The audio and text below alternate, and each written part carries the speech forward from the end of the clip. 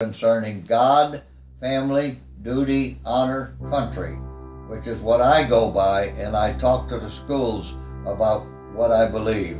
And of course, number one is God, because to me, there's nothing more important than the fact that we are a Christian nation, regardless of what atheists, ACLUs, or anybody else says. But there's never been anything in the Constitution that says separation of church and state. It is not there. You can't find it. And all it says is Congress shall not make any laws supporting any particular religion in that. It says nothing about separation of church and state. And you could prove that by, when you go to Washington, D.C., you have the film, you have the Washington Monument, which at the top it says Los Deos. On the different steps of the Washington Monument are quotes from the Bible. And they've been there and no one has dared change them, because that's the way country was formed. And then there's my Oreo here, checking to see if we're doing it right. He's always, he's the center of attention.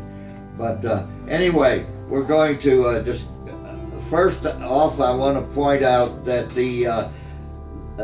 in the book, I begin with the fact that in 1892, February, the Supreme Court ruled that we were one nation under God. And it is still in the Supreme Court rulings and so forth, and it has never been repealed, that we are one nation under God. And it was a Trinity Church versus the Supreme Court. And the Supreme Court reviewed the history and that of the United States and declared that we were really one nation under God. And the book by Newcomb, which tells you the whole story, on my website, it's available, the Kindle version, gives you the reasons why this happened and how it came about, and gives you the rulings of the court in various sections of the law. And so it's there, it hasn't been repealed, and so many times I tell the schools about it, and a teacher may say, I don't believe that. I said, you got a computer there, turn it on and look it up, and it's there.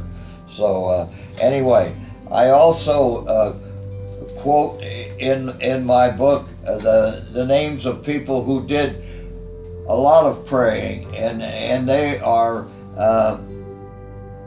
this book is by Our Sacred Honor by William Bennett, and the people who are featured in there is the prayers by Washington, Adams, Franklin, Rush, Hamilton, Webster, Wilson, Patrick Henry, and others. And so it's there, and you can't deny it.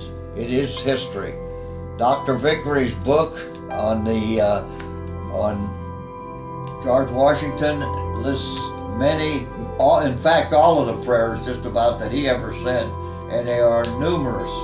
And so, again, some people say that Washington was not a Christian, and if you read what he said, you can't deny that he was, but yet there are people who do so. Also, if you go to Washington, D.C., you will see the Washington Monument, the Lincoln Memorial, and the Congress building, and the reflection pool and all of that. And I have, again, on my website and the emails I sent out, I have the story of Washington, if you walk around it, where you will find that it's shaped in a cross. If you go all the way around to the different monuments and that's shaped in a place of a cross, which was done on purpose. And people say, well, it just came out that way. You know, that's a bunch of bull when you say that, because it's not true. It's there, it's evident. And people would also, in the Supreme Court, you have mentions of the Ten Commandments, you have mentions of God. When the president, it was very interesting when the president gave his speech, the latest president, who said we were not a Christian nation, above his head, imprinted in the Capitol at the rostrum where he was talking, says, "In God we trust," right above his head. And so, where was he coming from? You know, I wonder many times today where he came from. So, there's all kinds of, in my book, there's all kinds of relationship as to what God means and how God got into the books and into our life. And he's been there all along. We just have not, many times, some of us have not looked for him. I'm taking a look here again at this. Let me go to another. Oh, and then when we get to family, I want to talk about family a minute. You know, there's so many people today who say they could only have 1.5 children because that's all they can afford. You know what? That's bull. I have a brother, and I show his picture in my book, that had 10 children, and he was just a truck driver. And his wife couldn't work because they had all these children. And so he supported them. On top of that, he was a member of the St. Vincent de Paul Society in the Catholic Church, and he did their barbecue for them every week.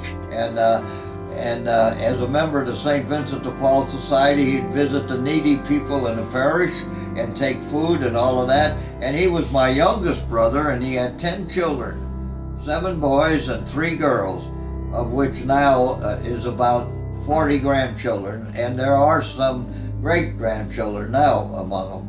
And so where are we coming from? Why can we say we can't afford this and we can't afford that? How many of you who say you can't afford it, do your children have cell phones, televisions, separate televisions, all this crap that they have, that they don't spend much time, and you don't spend much time with them because they're busy texting something or fooling around?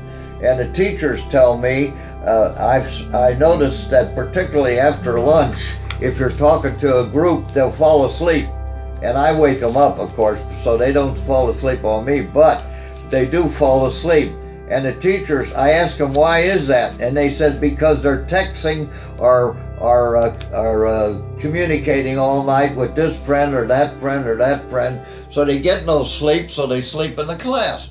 And there's nothing we can do about it. They say if they want to sleep in the class, we just try to wake them up, and if we can't wake them up, there's nothing we can do about it. So also in this book, God, Family, Duty, Honor, Country, I have the explanation of the dollar bill, what all of the things mean in our dollar bill, and it's quite lengthy. And a lot of people say how 13 is a bad number, but I do want to point out that there was 13 original colonies. There was 13 signers of the Declaration of Independence. There's 13 stripes on the flag. There are 13 steps on the pyramid. There are 13 letters in Almighty Christus. There is 13 letters in the Publius Lumum, and I'm reading here and it's a little dark in here. 13 stars above the eagle, 13 bars on the shield, 13 leaves on the olive branch, 13 fruits, and if you look closely, 13 arrows. So all of the, and we say 13 is a bad number. When they made the dollar bill, they sure didn't think it was. And so there's a good story about the dollar bills in the book. Also, I have a poem on the last salute, by an old soldier, and then we're talking about family, what happened there, and also want to point out on families. In the book, we also show various drawings that children made us in the early grades of when we went to the schools. The drawings that they had. We have a complete book of a lot of the drawings, but we just put some of them in this book, and it gives you some idea of what they did and what they do and what I still get from various schools. So that's another part of the book that I cherish. Then after we do the pictures of the various things that they do, we have then the various letters from high school students of what they said to us in writing. And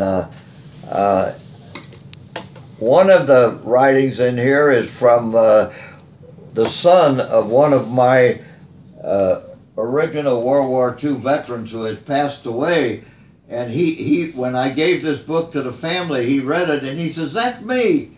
And so his letter is in here, and I didn't even notice that it was in there, but I thought that was neat that he did that, that I did that, and it was by accident, of course. I didn't recall who he was. And so then we get to the word of duty, and what is our duty to our country? And our duty is to support the country, to do what the Constitution says, to carry through with the requirements. And I'm looking here. Oh, and on there, when it comes to duty, there's so many people who want to be sheep. You know, there's sheepdogs, and wolves. And the answer to that is very simple. The sheep are people who will go with anything. They'll believe in things, but yet they'll do nothing. The sheep are the do-nothings. But the wolves are the ones that'll devour the sheep because of their sounding off and everything and attacking. But the sheepdog is between them. The sheepdog is the one that protects the sheep from the wolves. And who are the sheepdogs?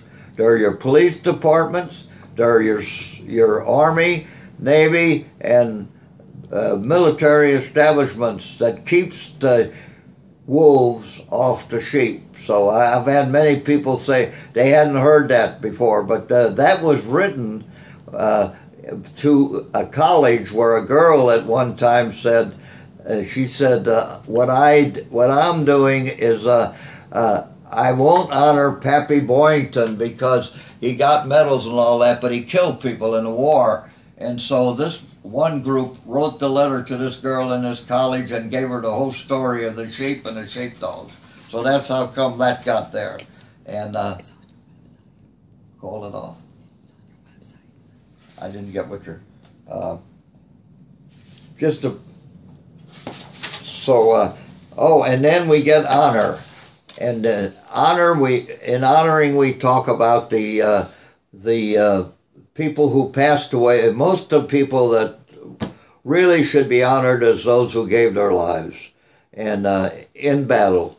And for the sake of that, plus in this book as well as in the website, I have the pictures of all the European cemeteries and the numbers of bodies buried there.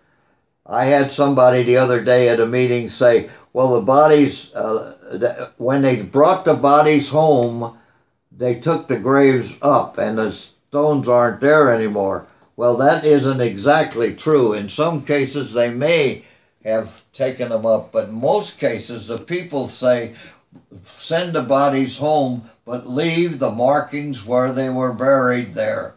And I have seen that. I got a cousin and I got a brother-in-law that were buried in Luxembourg, and when they were brought home, their stones and grave sites were left intact because that's where they originally were buried.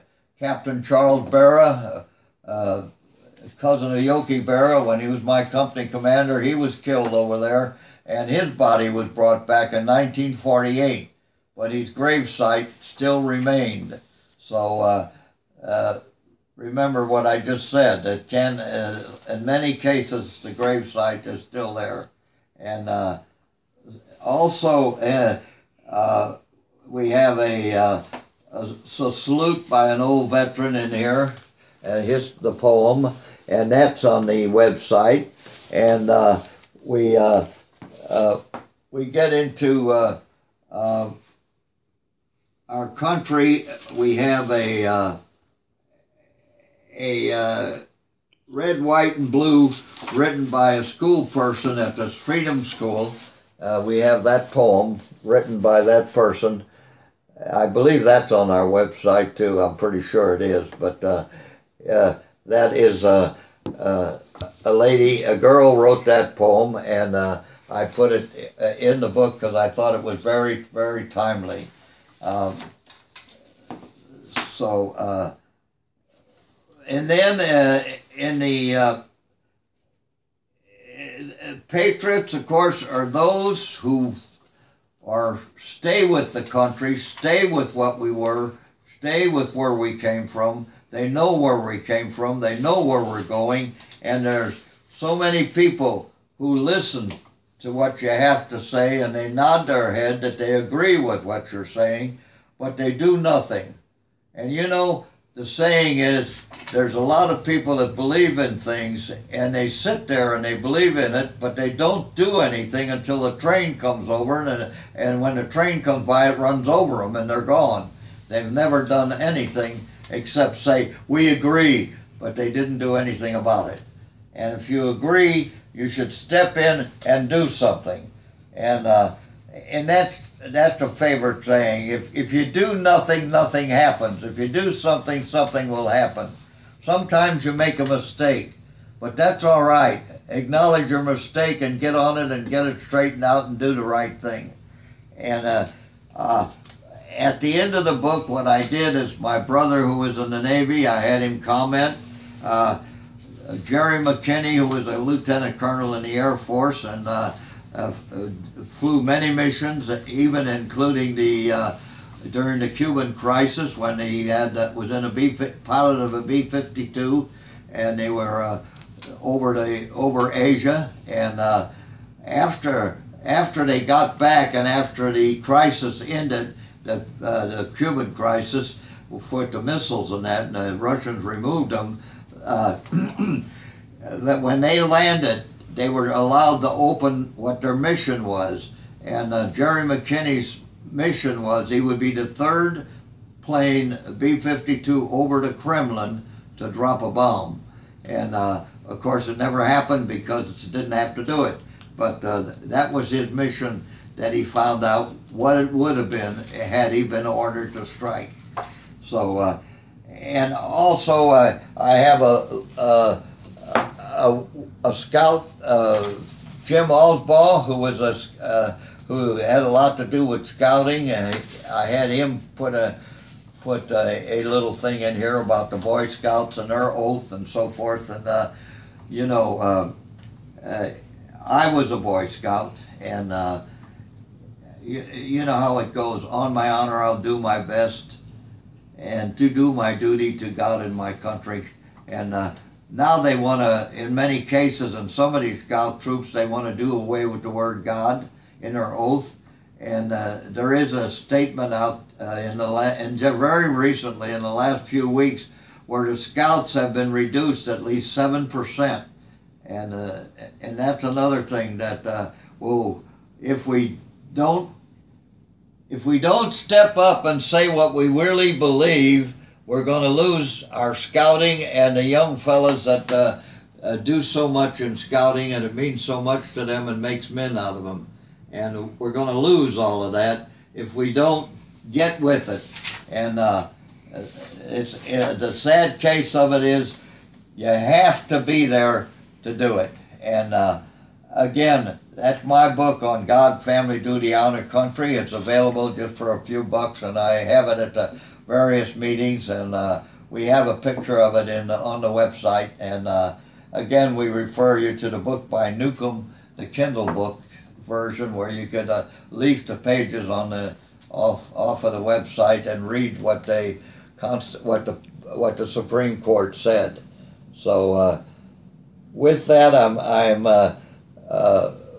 we got a lot more that we want to talk about, but right now I just wanted to be very emphatic about the case that we are one nation under God, and this bull that people put out that they could only have 1.5 child. You know what's going to happen? The Caucasian race in the United States is going to be wiped out because you won't have children because you're chicken. Number one, you want to go to work. Every woman figures she has to go to work. And if it is studied on a lot of the families, the women are going to work just to be associated with somebody else, and they pay more for the kids to be schooled. They pay more for the kids to be babysit and all that. And if they figure all of that out, it'd be worth a hell of a lot more for them to stay home and train their children to be what they ought to be instead of what they want to be. And that's the whole story. You got to do what you ought to do, not what you want to do. And I'll get started on preaching, and I'm not going to do it on this one. I'll preach a lot as time goes on. So I'm going to let you go now. God bless you. Amen.